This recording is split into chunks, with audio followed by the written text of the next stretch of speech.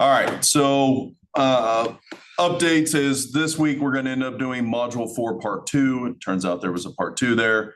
And then we'll get to log management stuff next week. So I've updated the syllabus. You should see a change there. This really won't affect anything further downstream. It just shifts us down a week.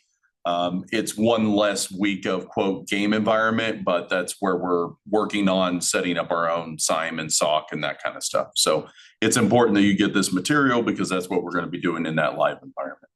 Is it still another just lab and quiz like normal? Yeah. So we just keep on going down that? Yeah, you'll just keep going down. So I did go back and clean up everything over here on Ultra. There again, Ultra has been my nemesis this semester, trying to get everything cleaned up, especially when you bring in EC councils because they label things as weeks that are not the same weeks that match mine. I went through and cleaned all of that up. So as you go through here now and these other ones, even on past ones, everything should align with what you would expect it to do in their individual sections. You'll notice on this week 4, that one's good. Where is it? Week 5. Okay. Week 6, I need to adjust these dates because that just went to last week. And I decided that would be best if we moved it. So that looks good. Yeah, so you asked about a quiz being due. That would have been last week's quiz. I just didn't set a due date.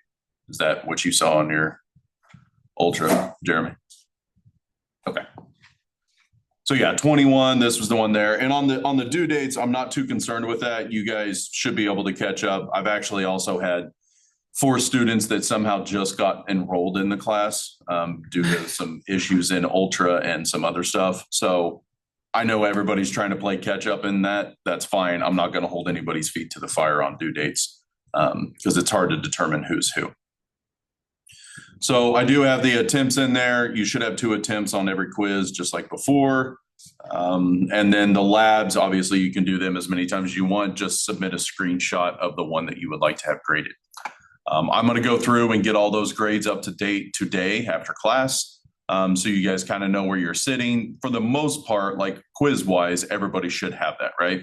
It's just these lab assignments. I have to go in and look at your screenshot and submit that grade. And then at midterm, I'll actually download them from EC Council to make sure the screenshot you sent me actually matches what EC Council says. Not that I would trust anybody to Photoshop a different score onto their submission, but I at least download the grade book and make sure everything matches on both sides. How do we check can we go back to EC Council and check our grade? Yes, you should be able to log in there and see all the existing lab reservations that you did, and you should be able to see what you got out of those.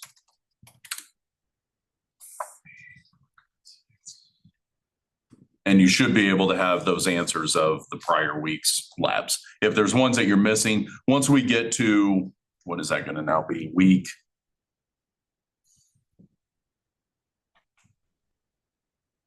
By week 10, I will actually submit all of the lab answers in Blackboard. So you guys will be able to download the Excel sheet and then go back and fix any of the ones that are broken. You could do a re-screenshot and submit a better screenshot. In other words, if you're going to take the time to go back through your quizzes and fix the ones that you missed and you're going to be diligent about it, sure, you can have all the points. Does that work? That's fair. If you choose not to do it, that's okay too. You don't have to do it. All right. And the reason I do that is because of the way that they accept answers, as you guys have found out. It can be a character off or something really wonky, and it doesn't take it. So you guys know the answers. You just have to find the right matching format. Anybody have any questions over those updates and changes? Okay. I'll try to have these weeks auto release now. I just need to go in and edit some things. In the process of changing everything this morning, I somehow deleted an entire week out of there. So I got to go figure out how to reload that. If you see something in your Blackboard that says 31 items added or something goofy, just ignore that because it's just me re-importing the week and then cleaning everything back up. All right. How about overall in the syllabus? You guys okay with where we're at and what we're doing the rest of the semester? All good. Again, we'll go up to about week 10. And then the last 6 weeks of class, We're going to spend 5 of those doing real setup of a SOC. And then the last 2 weeks rather, would be you guys scheduling your final exam with EC Council.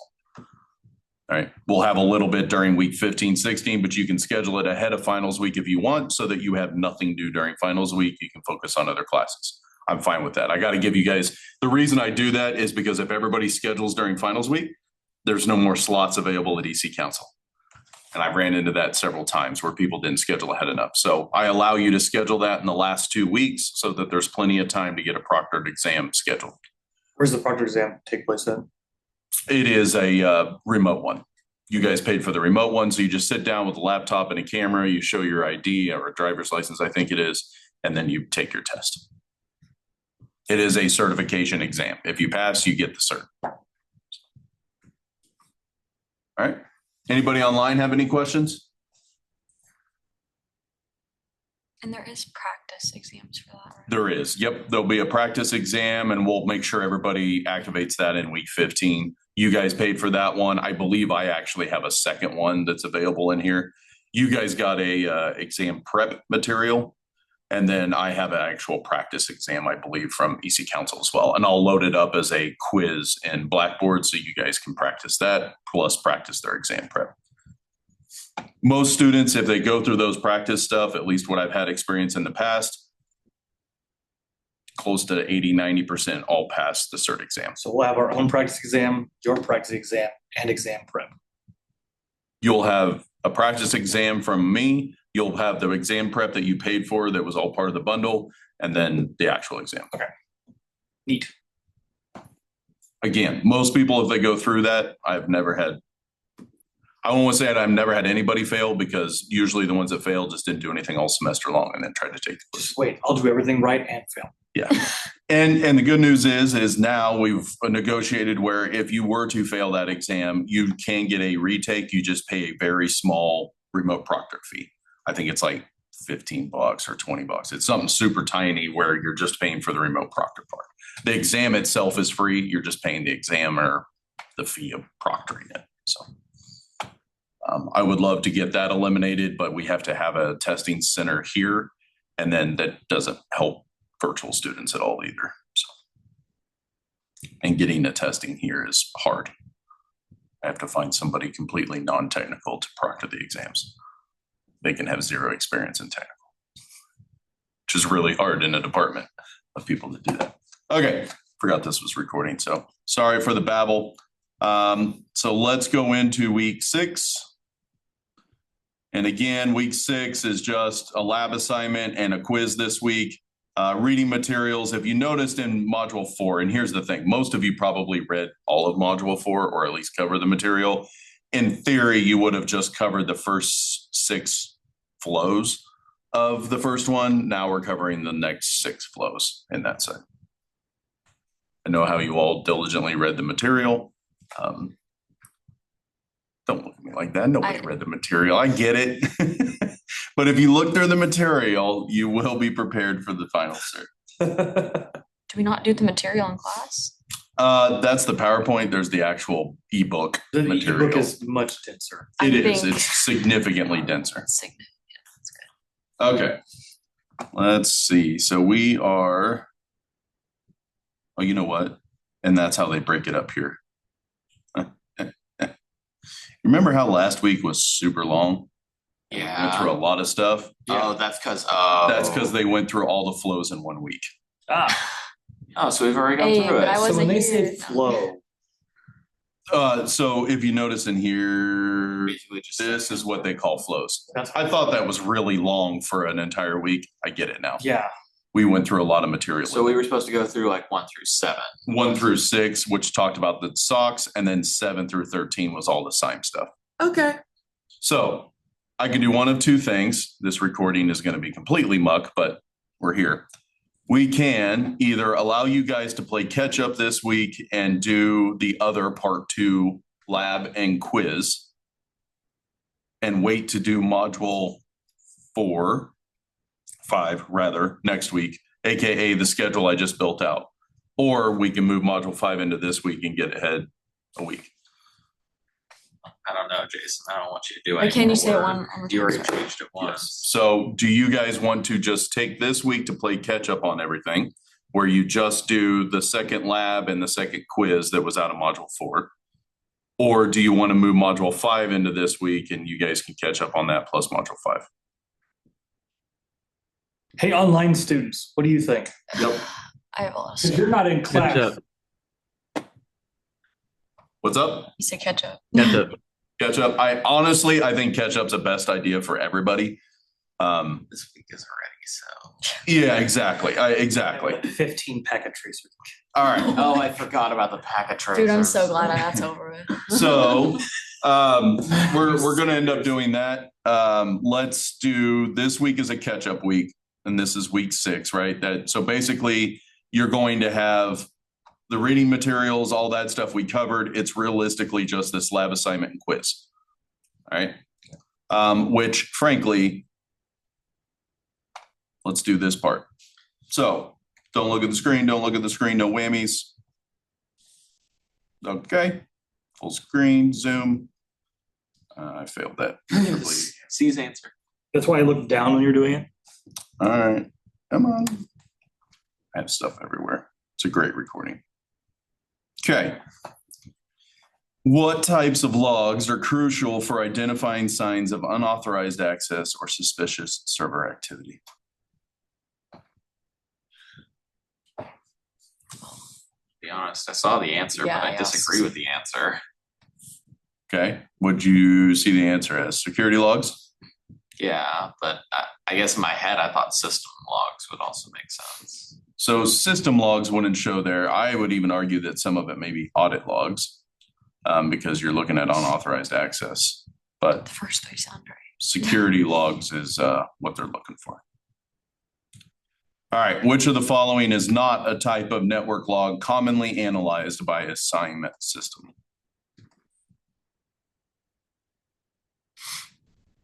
DNS. DNS.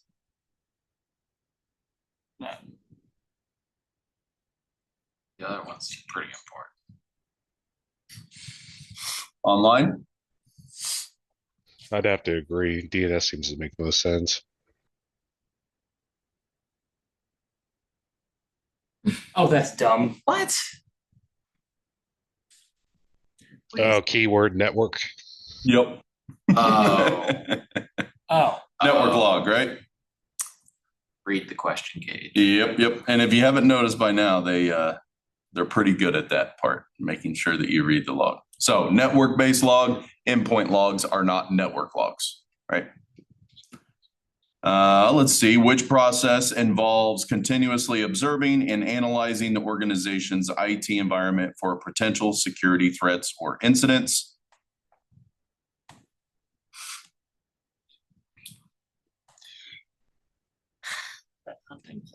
C.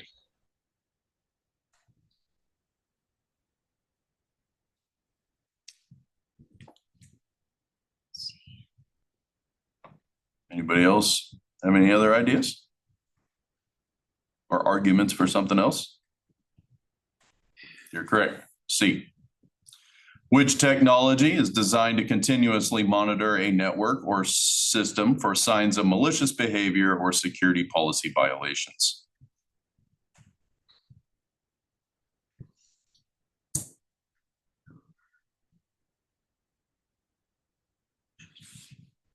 We talked about all of those, which are a lot of dense systems. So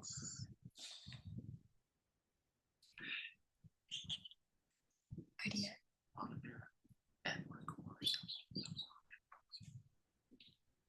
well, let's go back to what we learned earlier. Why would C be the answer or not the answer? It wouldn't be because the question phrases it as larger network as an option. You got it, right? It says monitor network or system. And if it's either or, and we know before that it's only associated with not network, right? In that case, we would probably rule out C. So how about A, B, and D? Does anybody remember what D does?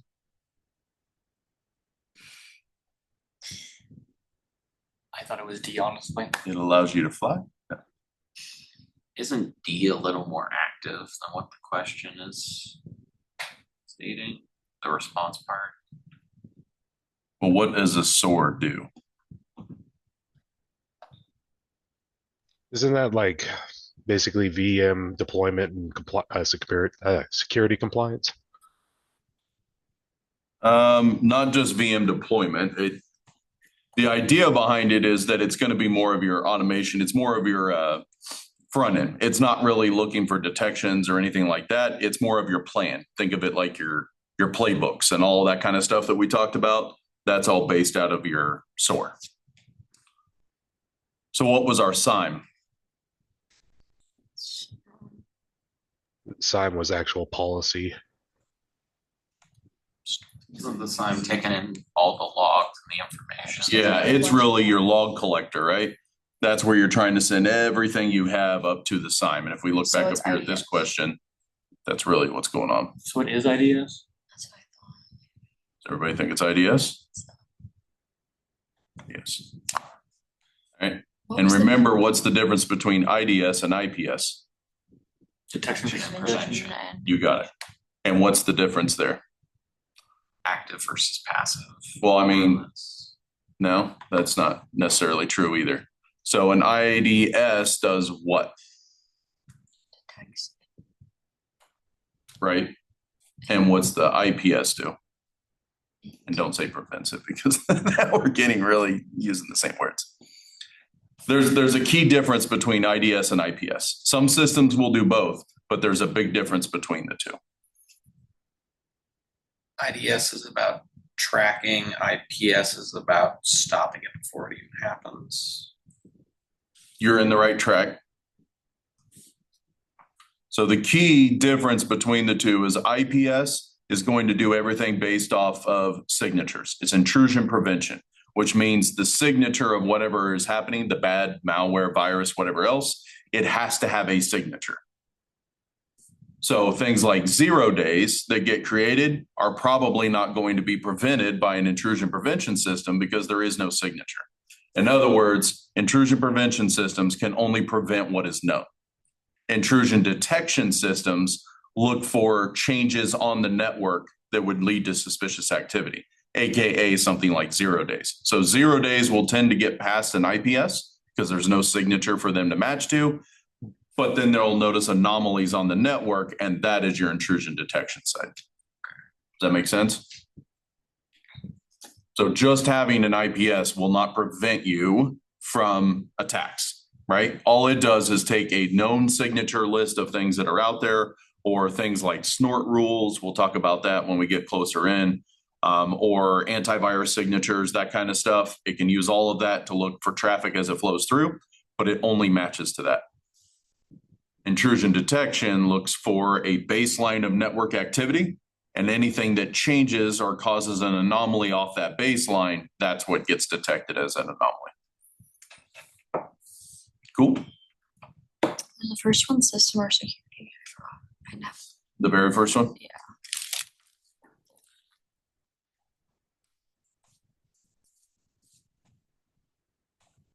All right, so there's the freebie for the quiz. So really all you have to get done this week is the lab.